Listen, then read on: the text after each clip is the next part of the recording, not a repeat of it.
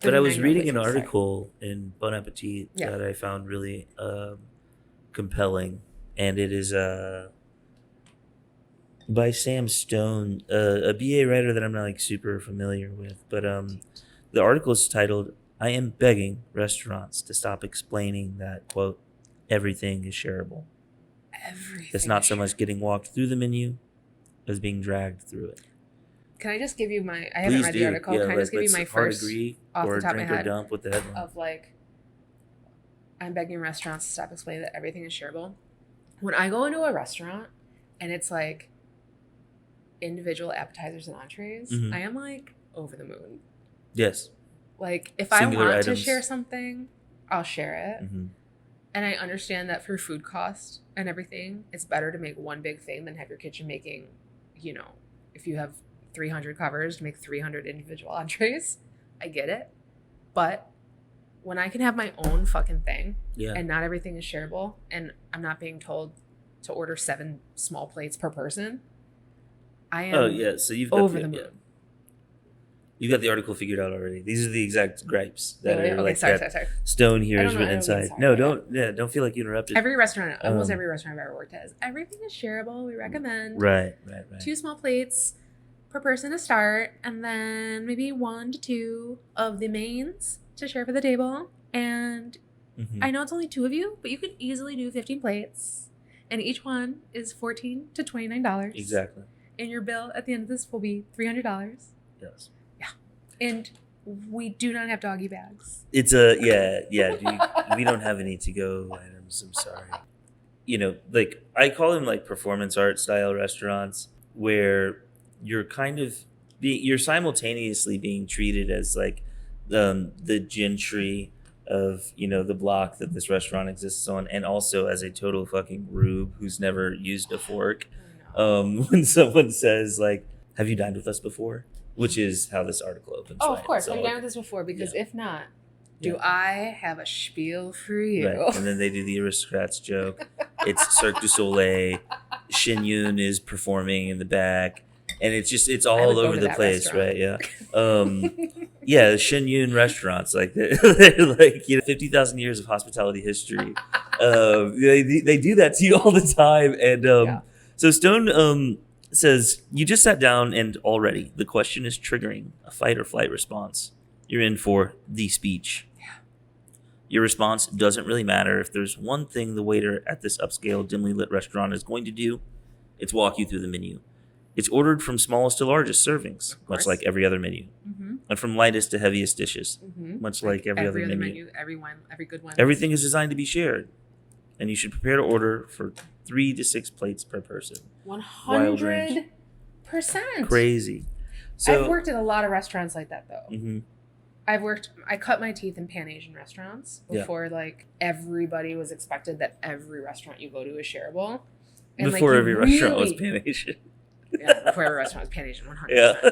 And you literally had to, like, teach people what it means to not get an appetizer and an entree and a dessert just for themselves, and because you would not be satisfied with that one little plate that's $14. And that's how I thought. There was a time when I was like, oh, it should always be like this. And then I stopped working at Pan-Asian restaurants and started working at a, like, kind of more of an American, German, Polish style, whatever. It was back to, like, here's entrees, here's a few things that can be shared, but here's appetizers, entrees, and then large plates for the group. Right. And that, I felt, was way better. At my previous restaurant It's is when I watched style. when I watched them make a faux pas or slip up, I would always say, that's not very small shareables of you. You know? Because it's like, this is what we're doing here. Everybody knows.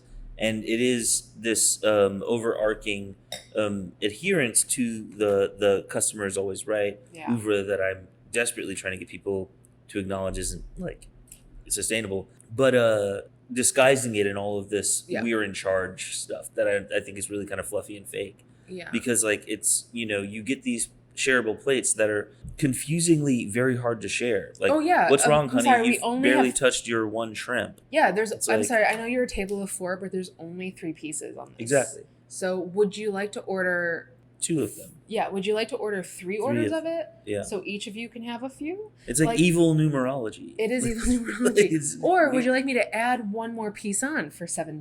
Right. And it's 50% of the cost of the dish. Mm-hmm. And it's very good. I get it, whatever. But every restaurant being like that now is like a problem. I actually went to Boulevard here in San Francisco not too long ago, and it was a pre-fee menu, and you chose each course, and I just was so happy. I was like, I want to share with you guys. Yes. This is a post-COVID world. Exactly. I don't want your fucking chopsticks. We have to return to tradition. This stuff. Yeah. And I get it when you go to restaurants where the culture already is sharing.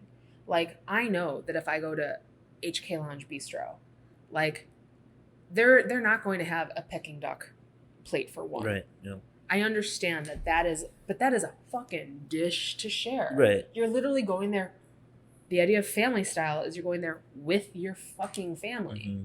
Like that's your closed circle. Yes, that's great. That's dim sum, that's tea. Yeah.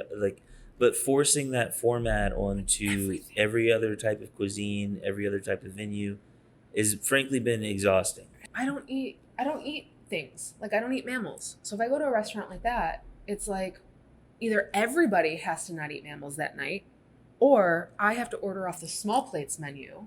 Yes.